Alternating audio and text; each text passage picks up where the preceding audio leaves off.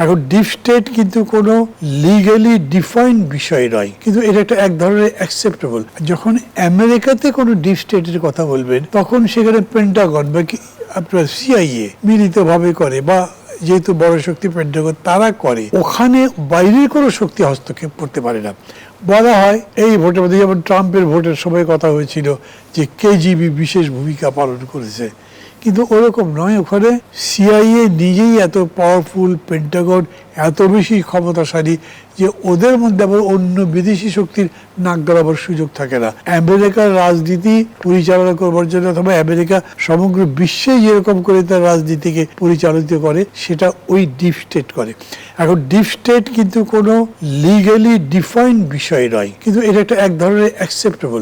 আমরা যেরকম আমাদের দেশে বলি না kitchen cabinet, kitchen cabinet is a sort of deep state. তো এইখানেও এরকম যে যারা ওই রকম ইয়ের সাথে যুক্ত আছেন তারা তাদের মতো আলোচনা করে সিদ্ধান্ত করে, সেই সিদ্ধান্ত কার্যকর হয়। দেশের সর্বোচ্চ ক্ষমতাধর ব্যক্তি নিজে তার মধ্যে ইনভলভ থাকেন, অথবা তার উপরে প্রভাব বিস্তার করেই ডিপ স্টেটটা কাজ করতে থাকে।